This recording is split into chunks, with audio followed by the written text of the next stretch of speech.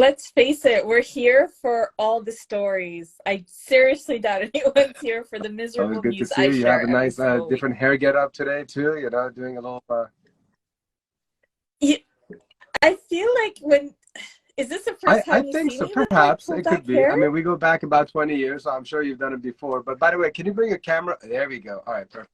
Yes, when you have Lower? pullback Okay. hair, it's Does very that important work? to be very square centered. Okay. But yeah, so Okay. how are you doing overall? Just very briefly, people want to know. Uh, Actually, I think everyone wants to know what's going on, but if anyone's tuning in right now during this new segment, we always talk about um, unfortunate individuals who are detained, arrested, and there's a story that hits very, very close to home this week. We really are counting on the entire community to help us spread the word. We do every week about all the individuals who are unrightfully and unjustly arrested, but this one is hitting close to home, and it's one of our uniters, and we're going to do the best that we can to amplify her voice and his voice and get his story out there. So please, Yeah, please no, stay we're definitely tuned going to and get please to help us that. We share this definitely story. were jolted a little bit to kind of hear a story from one of our own uniters telling us how, she's been affected by this with a family member, which you'll get into. So we are on day 227. Um, just a couple of days ago, May 1st, it was actually International Workers' Day and Labor Day in different countries across the world. How was a day marked by the Islamic regime? So it's a day where we recognize our labor forces, the individuals that keep our nations going. This has been done globally. And in fact, before 1979, it was an incredibly important day under the Pahlavi regime, and really commemorating and doing their best to support the labor movement. But it's not like that anymore in Iran. The Islamic regime marked the day by summoning 50 labor activists, and basically security agents warned them that they are forbidden to attend any gatherings or commemorate the event. So that's how we do it under the Islamic regime. Just basically tie down your labor force, the people who are keeping the nation running. According to new Iran Wire, retirees still did gather outside labor and social security departments. They also took part in protests. Workers at more than 110 industrial, petrochemical, and manufacturing plants joined nationwide strikes. They're protesting against poor wages and also inhumane working conditions, very dangerous working conditions. We know that the labor laws are not very closely followed under the Islamic regime. And many of them are basically protesting not only under government threat, but also under the threat of losing their jobs. There has been one company that actually went public and saying, if you protest, if you don't show up, and if you strike, we're going to fire you. So these are individuals under severe duress and who are still risking their livelihoods to get their Moving message on out there. to, a lot of people have been talking about how things have kind of calmed down in Iran. But between the labor protests and nighttime protests, it seems like actually in Iran, people are hitting the streets. So tell us a little bit more about what's happening in that regard. So the protests never stopped. The media coverage has stopped. But for those of us who are following the stories, we know that, yes, perhaps they're interspersed. Maybe there aren't hundreds of thousands of people showing up, but every single day there are some people protesting, whatever the issue may be. And as we know, there are a lot of issues in the nation. A lot of people are voicing their opposition to the Islamic regime. Now, the footage that's being shared are showing chants that are anti-Islamic, anti-cleric. They're calling for regime change as they were, earlier on in this revolution.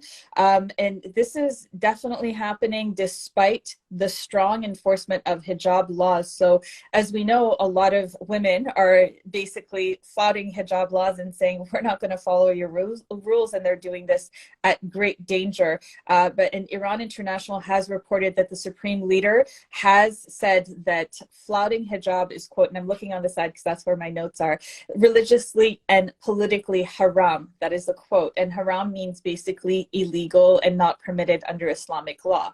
At a meeting with state officials in April, Khamenei also claimed that it's foreign sources that are encouraging Iranian women to disobey mandatory hijab. So again, blaming outsiders, but not exactly allowing women to basically voice their opinion on what they should and shouldn't wear. The other thing that he said is, quote, discarding hijab is haram based on Sharia and also politically. And basically the declaration, what we have to understand is when Khamenei says something like that, it's not random. It's not just him saying it and people forget. That basically makes it a massive decree, and that basically gives all levels of law enforcement the authority to basically act on the strictest measure and be extremely harsh with women and those who support women who are flouting hijab laws. So please understand that when you are seeing women do that, it's not like, oh, they're just protesting. No, they're literally risking their lives and putting I themselves can't on the even line for imagine the doing courage that. that it takes to be walking down the street every second, knowing that by doing this, you're putting your entire life at risk. It's insanity, which is Yeah. Phoenix Thriving Therapy, Shahrajun, who's a uniter, she says the fortitude of Iranian people is unprecedented. It truly is. And the only way they still keep getting the message out there is by sharing the stories, because as we know, the media is well. no longer Speaking covering of it as it the should be. untrustworthy media, the Wall Street Journal has a report out about how the Islamic regime has been hiding inflation data. What are the details on that? Yeah, so the Wall Street Journal just came out with it this week. Basically, they're saying that the Islamic regime has been publishing monthly inflation data for decades, but for the past 2 months, they have not been revealing their stats. Now, the stats authority in Iran and under the Islamic regime says that they're doing this because they're just changing the base year for which they're basing their numbers. That's the excuse, but other analysts are saying that, you know, this is basically not how things are done, and they're very much questioning the reason why these numbers are not being shared. The reformist daily newspaper Etemad said last week that the regime was seeking to, quote, play with figures to decrease the inflation rate, which, as we know, has been astronomical. So the recent figures published by the Statistical Center of Iran says the inflation rate is at 47.7%. 47.7, like we get like 3% in anywhere else, or a 1%, and it still hits people hard. Now imagine if it's 47.7%. And analysts who spoke to the Financial Times said that inflation possibly surpassed 49%, which is a rate that had been reached in 1995, which is the highest on record. The rial has lost more than a third of its value. And you have to understand that all the major companies that do business with the Islamic regime are paying in US dollars, but the Islamic regime, the companies are paying employees with a rial. And the rial being at a third of its value, you can just imagine that the devalued currency, what that is doing to the nation. The private sector shopkeepers say the cost of chicken has increased by about 30% in the past month, although the prices are lower in state-run stores. Already we're seeing a massive discrepancy on who has access to what. It is basically food and paying for your livelihood is at a stake here, and it just seems like the Islamic regime is doing nothing to help its There's people. a little birdie that's been telling me that the Islamic Republic has like a official that's made a concerning statement about the selling of a Persian Gulf island of Kish and is it Chesh? Okay, so what is that all Kish. about? So if you guys have ever, I don't know, on my socials, I always post this, but there are some incredible places in Iran. Like you would think you're in the Seychelles, you would think you're in some of the most exotic locations. And so in southern Iran, oftentimes these views are coming from the islands of Kish and Kish. And basically what we're talking about, all of the difficulties and the financial difficulties that the Islamic regime is facing is basically the plundering of the nation's wealth. The IRGC, the regimes, the Ayatollah is basically taking the wealth, robbing the state and robbing the coffers, keeping the money for themselves. And meanwhile, everyone else is left to fend for themselves. So what they're suggesting now is selling parts of the country to make ends meet. So this is a report that's been substantiated by Iran International. According to them, Iran's Ministry of Labor, Sajjad Padam, has says that they may sell these islands to pay off what is owed to pensioners. Now, listen closely. According to this report, the total amount that has been due to pensioners is at $9 billion US. That's how much they owe to Iranian pensioners. That's how much has not been paid. So there are nearly 6 million pensioners living in Iran. In 2021, the Supreme Audit Council said that 89% of retirees have a monthly salary of between 50 and 100 million riyals. That's $200 to $300. Like, that's the pension money, $200 to $300, which is believed to be much lower now since the value of the currency has gone down. Iran's retirement age is 60 for men, 55 for women, but over 55% of senior citizens have not been receiving their pensions. And now 35% of our senior citizens are living below the poverty line. So now, not only are they robbing the nation, but the people are tremendously suffering. And the answer to this is apparently selling some of our most basic, not that any part of our nation is most prized than the other, but our islands in the south are incredible, and we're going to lose them because of mismanagement. 44 years of mismanagement. The word mismanagement is too kind of a word, not deserving of what they've actually done. April 30th was Persian Gulf Day. Why is this day needed, and why is it important to mark the occasion? Did you know about Persian Gulf Day, by the way? I'm just glad that they're not calling it the Arabian Gulf Day. At least. Well, that's why it's important, Iman, because some people are calling it the Arabian Gulf. The American Navy refers to it as the Arabian Gulf. I don't know if you know, but Rolls-Royce did something called a color called Arabian Gulf Blue. This is Rolls-Royce. These are some of the biggest brands in the world. I'm not going to be supporting no company.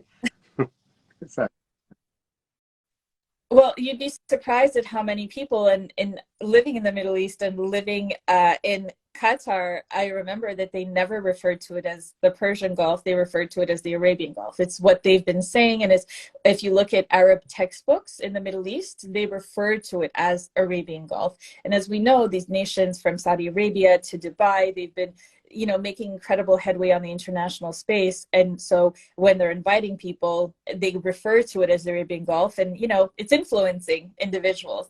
For those who don't know, the Persian Gulf has been called the Persian Gulf since 330 BC. That's been established by the Achaemenid Empire. So over longer than most Western nations have been in existence, the Persian Gulf has been called the Persian Gulf. Now, it's really important to remember that the April 30th, it marks, like Iman said, it was Persian Gulf Day. I'm looking at my notes to make sure I get it right. It's the anniversary celebrated by the Safavid ruler Shah Abbas I, and it was when they won a military campaign against the Portuguese Navy in 1622, when basically these foreign colonial forces were forced out of the Persian Gulf. So that day commemorates that specific event, but we also mark it now because since the 1960s and this pan-Arab movement, and trying to get the name Persian Gulf erased, if you look at Google Maps, in certain areas, they actually put Arabian Gulf in brackets, or sometimes it's Arabian Gulf and Persian Gulf in brackets. So the day is incredibly important to mark for all Iranians. If this matters to you, I know it's just a name, but it's our history, and it is associated to our country. And the more you let it slide, the more you don't use the word Persian Gulf, or you just call it the Gulf, you're helping erase our history. So not only do we mark it on that day, but it's really important to make it clear that there's no disagreement. This has forever been called the Persian Gulf, and the name should not be changed, along with our territorial integrity. Updates about protesters and detainees? Yes. So please pay attention to this segment. I would love for everyone to really take a moment and understand what it's like or just even fathom whatever your religious belief is. It doesn't matter what your religious belief is. Imagine solely for whatever it is, whether you're Christian or Jewish or Zoroastrian or Muslim or whatever, that your existence and your right to everything else that society has is denied. And you have absolutely no recourse. From the moment you are born, you know that come a certain age, you will no longer have access to education, that you will no longer have access to certain healthcare systems. You will no longer be free to do business. This is the reality of Baha'i Iranians. This has been the reality of Baha'i Iranians since the 1979 revolution. And essentially since the Islamic takeover of basically what was Iran. And this is a reality that during the revolution has gotten even worse because Baha'i Iranians are unlawfully and unjustly targeted all the time simply just for being Baha'i. And if you're familiar with the faith, these are individuals who are prescribed not to get involved in politics. These are usually individuals who do not get involved in massive protests. They will, voice opinions, but it will never be partaking in any sort of violent way or in any sort of public way. And unfortunately, the story hits close to homes. We have for several weeks mentioned how Baha'is have been targeted, but this week we have the story of Hushidar Zari, who is a relative of one of our uniters, Shiva Saber. And God knows I've been emotional talking about him, and I know we're running short on time, but I want to speak about him because he's a judo coach. He's a prominent member of the judo community, not only in Iran, but internationally. He was supposed to go to the Olympics in Australia, but he was taken off the flight by Islamic regime forces solely because he's Baha'i. They did not want him to represent Iran. Like, this is the duress that this man has lived through. He has a wife and a 12-year-old daughter, and despite all of this, he has still managed to create a successful business for himself. And this weekend, he was arrested on his way to work by the Islamic regime forces. They have ransacked his home. And I'm getting emotional again because these stories are absolutely unjust, but when they hit close and when you know it's your loved one, please go on either my profile or check out Shiva Saber's profile. She's here. Do what you can to help spread the message of this individual. His name is Hushidar Zari, and he has been unjustly arrested. He's done absolutely nothing wrong, and he was innocently going to work, and he has been arrested. The latest news is that he's been denied visitors, and they've told them to come back in a week or two, but who knows what's going to happen in a week or two. So please use the hashtag #FreeHushidar. Please help share his story. We can't let these stories, I know it's one in hundreds of thousands of people who've gone missing, but every single one of these stories matter, and we hope that you'll help us amplify their voices. Yeah, and when I was speaking to Shiva today, apparently they gave him like 1 minute to call his mother or something. I mean, it really is just heartbreaking how this group of individuals are being treated. You do have your action items this week as well, Paris? Yeah, so for sure, hashtag free Hushidar. There are other detainees that we want to highlight. We'll definitely highlight the rest of them next week. But hashtag IRGC terrorists, that is something that we're going to continue to highlight. We're not speaking of part of the IRGC. We are saying that the entire IRGC as a whole must be considered a terrorist organization. So hashtag IRGC terrorist. We definitely want to remember Jamshid Sharmat. So save Sharmat. He's another individual who's on death row in Iran unjustly. We want to remember Tumaj Salehi. Every week we say his name, hashtag Tumaj Salehi. And of course, Mahsa Amini, Iran Revolution, and the journalists who brought this story to us, Ennaz Mohammadi and Niloufar. And your final message for our listeners, please. I'm sorry, I've been emotional for the last 5 minutes because Shiva Saber is such an incredible human, and she's done so much for.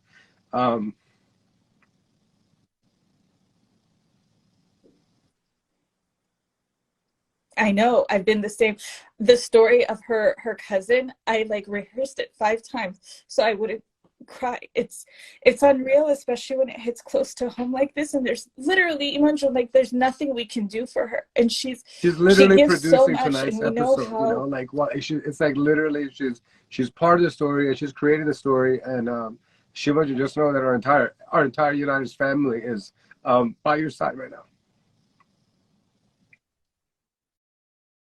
and anything we can do, honestly, if we can help share his story, is just hashtag. But Elika Soban always says, say their names to save their lives, and this is the most we can do. It's terrifying to think all our hands are tied. And the other thing you guys should know is that when families start to make noise and when they show up, they also get arrested. Sometimes they arrest their children to make a point. So when these things happen, it's like on one side you want to help amplify their voices and help them out. But on the other side, you know that their family, the entire family, is now under threat and duress, that the rest of them will be arrested. And we know that that's a likelihood because they are Baha'i. And it's just, this revolution needs to not only happen, but we need to make amends with individuals who've been wronged for so long. Your final message, at least let's end it on some kind of a funny note. You always, oh, and I also want to give a shout out to Master Townsend, who's joining us right now, and Azad Afsai. These are two incredible Shirzans and freedom fighters. Appreciate you guys joining in. Appreciate you guys for everything you do and you have done for the past 7 months. So love you, ladies. And for everybody else who's been joining, thank you so much for being here with us tonight. Give your final message, and then we're going to have Shiva Jahani come on. If she doesn't request to join, Mona Jun, please be ready to come on before her and give her some time. Go ahead, Parishon. Just on a light note, our language is called Persian, just like the Gulf is called Persian Gulf. Let's call it the Persian Gulf. Let's call our language Persian. In English, the name of the language is Persian, just like when we speak in Persian, the name of the language is Farsi. وقتی به فارسی حرف میزنیم میگیم ما فارسی حرف میزنیم، نمیگیم ما Persian حرف میزنیم. And when we talk in English, we say when we talk in English, we say I speak Persian. Thank you so much for your weekly reminder, and thank you again, as always, Parishon, for everything that you do to be so prepared, so that you drop us all this knowledge that you always do. Much love to you. Bye-bye. Take care.